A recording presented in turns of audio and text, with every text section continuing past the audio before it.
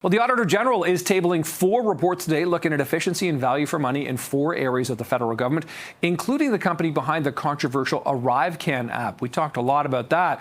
Let's talk to CTV's Colton Praill live in Ottawa this morning about this. So, Colton, there are 4 reports being tabled. Karen Hogan, of course, is doing this. Which ones are of particular interest at this point?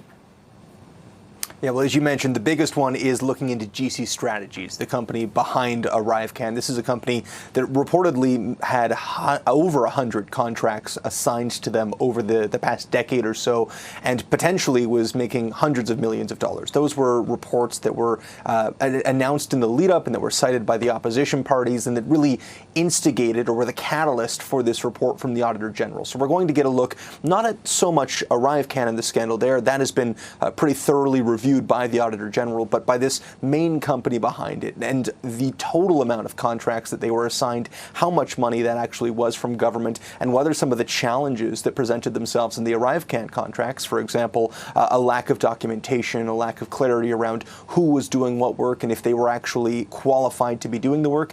Did those problems persist in other contracts that they worked on? And also, crucially, did Canadians get the value for those contracts? How much was paid out, and was it worth it? So that's going to be the biggest one that we're looking at this morning when it's tabled at 10 o'clock. There are 3 others. The first one focuses on the federal government's use of its own land and especially its own buildings. There's been a lot of talk about converting some of those into housing. Are we actually seeing movement on that? That's one Auditor General's report. Another one is regarding the Indian Act and whether or not people are moving through the process fast enough, and that's going to be a smaller report. But the other large report that we're looking at certainly is the F-35 contract. Canada has spent promised to spend $19 billion to buy 88 F-35s. So far, we've only actually spent about $1.3 billion and bought 16 of those F-35s. There's talk about reviewing the purchase of the rest. This is a report that looks into the entire project itself.